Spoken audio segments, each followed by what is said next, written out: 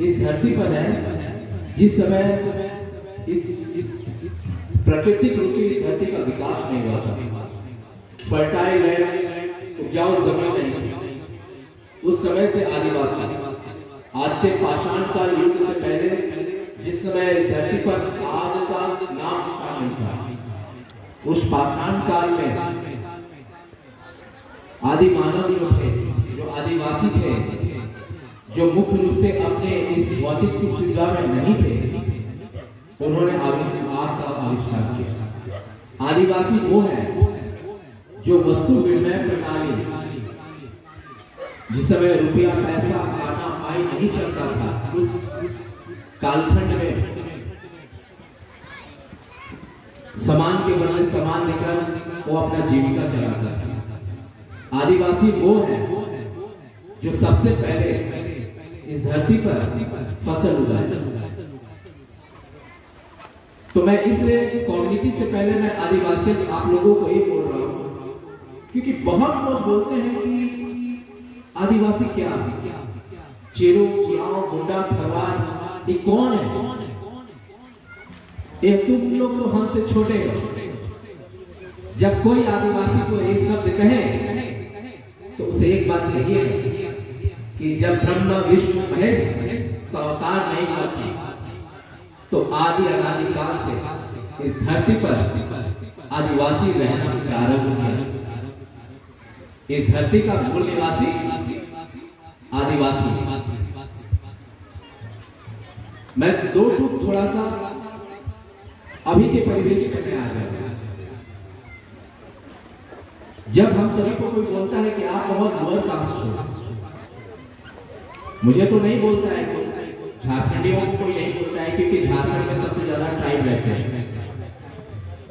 जब वर्ण व्यवस्था आई, जब ब्राह्मण व्यवस्था आया, तो वर्ण व्यवस्था बना। तो आदिवासियों ने उस वर्ण व्यवस्था को ठुकरा दिया, क्योंकि हम प्रकृति के पूजक हैं, प्रकृति के संरक्षक हैं। तो आदिवासियों ने उस वर्ण व्यवस्था को नहीं माना, क्योंकि आदिवासी हमेशा जो पूजा करते हैं वो अपना पुरखा का पूजा करते हैं। यानी हमारे बीच हमारा दादा, काका या दादू ये सब नहीं है, वो हमारा पुरखा होते हैं। तो आदिवासी सबसे पहले अपना पुरखा का पूजा करता है, फिर इसके बाद गांव गमीन का पूजा करता है। और आदिवासी की जो व्यवस्था है वो पाहन बैदा से चलता है। इस बात को आप लोग थोड़ा सा माइंड में बैठाइएगा।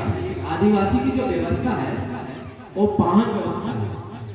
जैसे कि चेरो, हमारे यहाँ झारखंड में 32 जनजाति है, तो उसमें हमारा चेरो का जो वो भुइंहेरी व्यवस्था है। भुइंहेरी का मतलब होता है भाईचारगी व्यवस्था। उरांव जो व्यवस्था है वो पाड़ा व्यवस्था। मुंडा जो है वो मानकी मुंडा व्यवस्था। संथाली जो है वो संथाली व्यवस्था। क्योंकि मैं इस बात को इसलिए आप सबों के बीच कह रहा हूँ, क्योंकि यहाँ के जो चेरो जनजाति के लोग हैं वो झारखंड, छत्तीसगढ़ के सटे हुए सरगुजा, उत्तर प्रदेश के बनारस और मिर्जापुर से सटे हुए वहाँ के पुरखा यहाँ पे आए ब्रिटिश का। तो ये हम सबको ये समझने की आवश्यकता है कि आदिवासियत क्या है।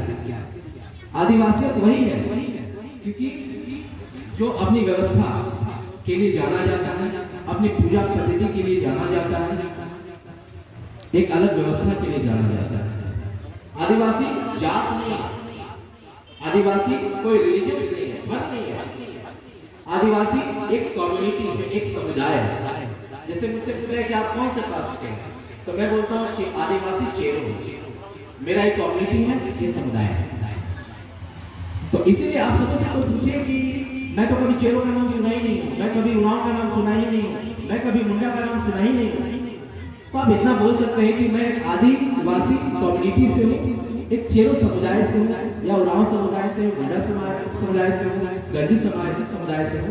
क्योंकि समाज आदिवासी कम्युनिटी से जो अलग है, जैसे एससी कैटेगरी में जो लोग आते हैं वो समाज है, ओबीसी कैटेगरी में जो आते हैं वो समाज है, जो जनरल कैटेगरी में आते हैं वो समाज है। लेकिन जो आदिवासी है वो एक समुदाय है। आदिवासी एक विशेष समुदाय है, ये हमारा आदिवासी है। अब आइए अपने चेरो कम्युनिटी के बारे में बात करते हैं। देखिए ये कोई जरूरी नहीं कि चेरो जो है सिर्फ वेस्ट असम में है, मात्र असम में नहीं, हमारा कहीं ना कहीं एक व्यवस्था के अनुसार हमारे पुरखा कहीं ना कहीं से होंगे। मैं आप सबको बता देना चाहता हूँ कि इस देश में जितने भी आदिवासी मूल निवासी हुए, चाहे वो एससी कैटेगरी में हो, ओबीसी कैटेगरी में हो, चाहे वो एसटी कैटेगरी के, वो सिंधु घाटी मोहनजोदड़ो हड़प्पा सभ्यता से, कबीलाई व्यवस्था से, और जब वर्ण व्यवस्था आया तो जो लोग धर्म को चुने वो एससी हो गए, ओबीसी हो गए, और जिसने धर्म को नहीं चुना वो धर्मपुर में भी आदिवासी। आदिवासी धर्म का चुनाव नहीं किया, इसलिए वो समुदाय बना, और जिसने धर्म के साथ स्वीकारा वो वर्ण व्यवस्था में के साथ छुआछूत जैसे बीमारियां उनके साथ हुई, घटनाएं हुई।